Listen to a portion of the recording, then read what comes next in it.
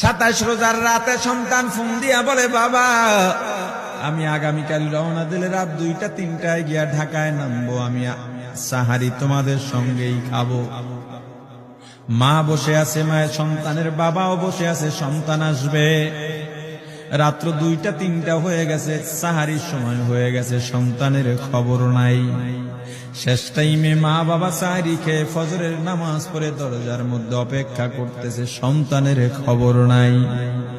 8টা, 9টা, 10টা বেজে গেছে, মায়ের মনটার ভালো লাগে না। স্বামীকে ডেকে বলে, স্বামীরে আমার সন্তান কই, আমার মনটা ভালো লাগে না, একটা ফোন লাগাও। স্বামী ডাক দিয়া বলে, চিন্তা করো না, ঈদের সময় যানজট থাকতে পারে, চলে আসবে। কিছুক্ষণ পর বাবার মনটাও ভালো লাগে না, বাইরে নেমে পায়চারি করতেছে। হঠাৎ করে একটা ফোন চলে আসছে।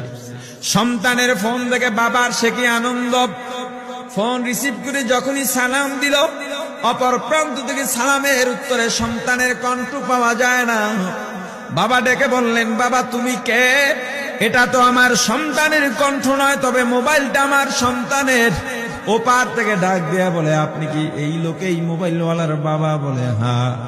আপনি এখনো বাড়িতে কি করেন? আপনার যেই সন্তান ঢাকা থেকে গাড়ি নিয়া 2500-এর দিকে রওনা দিয়েছিল, ওই গাড়িটা 2500 পৌঁছতে পারে নাই। পথিমধ্যে সংঘর্ষে রাস্তার মধ্যেই অনেকগুলো মানুষ মারা গেছে, অনেক যুবকও তার মধ্যে আছে। রাস্তার পাশে সাদা কাপড় দিয়া ঢাকা। দেখেন আপনার সন্তান এই লাশের মধ্যে আছে কিনা। মোবাইলটা আমি রাস্তার পাশে পড়ে পাইলাম। বাবা পাগলের মতো একটা দৌড় দিছে। মা মনে করছে সন্তান বুঝি কাছাকাছি চলে আসছে।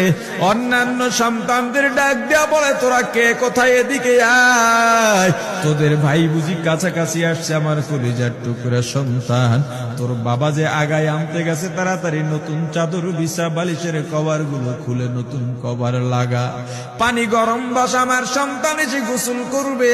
আহারে সবাই ফুলের মেলা, ফুলের তোড়া নিয়ে অপেক্ষা করতেছে। 4টা বছর কলিজার টুকরা বাড়িতে নাই, বিদেশ থেকে আসবে। বাবা স্পটে গিয়া দেখেন অনেকগুলো লাশ সাদা কাপড় দিয়া ঢাকা। একটা একটা মাথার উপর থেকে কাপড় উঠান আর কৌতূহল বাড়তেছে, কাপড় উঠান আর কৌতূহল বাড়ে। হঠাৎ তাকায় দেখে কলিজার টুকরা সন্তান লাশের মিছিলে শামিল হয়ে গেছে। বাবা সন্তানকে ধরে কাঁদেন আর বলেন, বাবা এত আদর আপ্যায়ন তোর জন্য, এত প্রস্তুতি রে বাবা। তোর মা তোর পথে বসে আছে রে বাবা, কি জবাব দিব বল? তুই যেদিন রওনা দিয়ে বিদেশ চলে গেলি, তোর মা সারা রাত ঘুমায় নাই, দরজায় গিয়া তোর পথের দিকে তাকা রইছি। কত রাত আমি মা আমি বাবা দেখলাম, তোর মা গভীর রাতে বিছানায় নাই। খুঁজতে খুঁজতে দেখলাম দরজায় গিয়া তোর মা কাঁদে। কত রাত তোর মা তোর জন্য নামাজ পড়তে পত্রে রাত্রটা নির্ঘুম কাটায় দিছে রে বাবা। কত রাত তোর মা তোর জন্য দোয়া করতে করতে নির্ঘুম রাত্র কাটায় দিছে। এই 4 বছরে 8টা ঈদ, ঈদের সময় আমরা নতুন কাপড় কিনছি, নতুন কাপড় পরছি। তোর মায়ের জন্য আমি নতুন শাড়ি এনে খাটের উপরে রাখলাম। ঈদের নামাজ পড়ে এসে দেখি কাপড়টা খাটের উপরেই আছে। তোর মা প্রথম ঘরেও নাই, মাঝের ঘরেও নাই, পেছনের ঘরেও নাই। খুঁজতে খুঁজতে গিয়া দেখি তোর মা কিচেন রুমে আছে। ওই নাস্তা নাড়াইতেছে, দুধ নাড়তেছে, দুধ উথলাইয়া পুইরা যাইতেছে, খবর নাই। আমি তাকায় দেখলাম তোর মায়ের 2 চক্ষু দিয়া টপ টপ করে পানি পড়তেছে। ডাক দিয়া বললাম, ওরে বিবি, ঈদের দিনে তুমি কেন কাঁদো? তোমার জন্য শাড়ি আনলাম, সেটাও কেন পরলা না? তোর মা জবাব দিয়া বলছি, স্বামী গো, আপনার আপনারা যখন নামাজের জন্য রওনা দিয়া গেলেন, আমার অমুক সন্তান আপনার সঙ্গে যায় নামাজ দিয়া নতুন পোশাক পরে নামাজে রওনা দিয়েছে, কত সুন্দর লাগছে দেখতে। হঠাৎ করে তাকায় দেখলাম আমার কলিজের একটা মানিক আপনাদের সাথে নাই। আমার মনটার ভালো লাগে নাই। আমি ফোন দিলাম আমার মানিকের কাছে।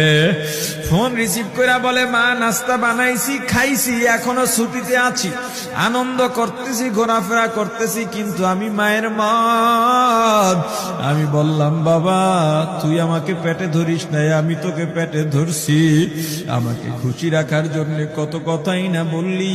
ঈদের টাকা পাঠাইলি, তোর টাকা দিয়া তোর বাবা জামা কিনছে, তোর ভাইরা জামা কাপড় কিনছে, তোর টাকা দিয়ে পরিশ্রমের টাকা দিয়ে আমার শাড়ি কিনছে, গহনা কিনছে, কিন্তু তোর পাশে আমি হাতুড়ের বাড়ির শব্দ কেন পাই?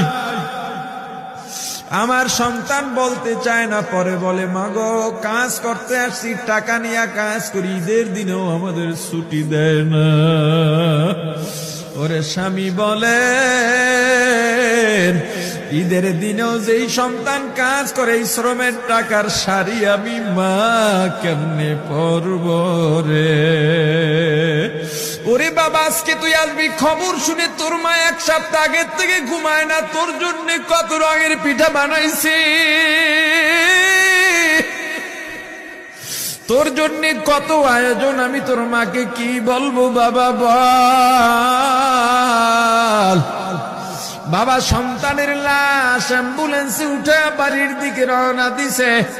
আহারে বাড়ির কাছাকাছি আসছে, এদিকে মা দরজায় গিয়ে অপেক্ষা করতেছে, গাছের আড়াল দিয়া পথের দিকে তাকায় আছেন। দেখেন একটা গাড়ি আসতেছে, মায়ের সে কি আনন্দ, বাড়ির মধ্যে দৌড় দিছে, তোরা কই তাড়াতাড়ি আয়, ফুলের মালাগুলা নিয়ে আয়, গাড়ি এসে পড়ছে। বাড়ির দরজা দিয়ে যখন অ্যাম্বুলেন্সের হরেন দিয়া ঢুকতেছে, হুইসেল দিয়া ঢুকতেছে, মা একটা চিৎকার দিছে, ওরে এই মরণ গাড়ি আবার বাড়ি কেন, কার কপাল পুরুষে?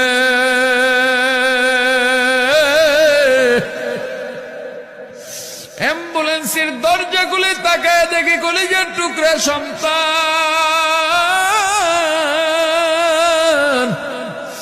এমন ঘুমাইছে, আর জীবনেও উঠবে না। মা কাঁদেন আর বলেন, ওরে বাবা এটা তোর বিছানা নয়, নতুন চাদর বিছাইছি। বোন কান্দে আর বলে, ভাই আরে তোর জন্য ফুলের মালা পরাইছি, ফুলের মালা বানাইছি, একটু মালা পরাবো। মা ডেকে বলেন, রে সন্তান, 4টা বছর আমি তোর মা ডাক শোনার জন্য অপেক্ষা করছি,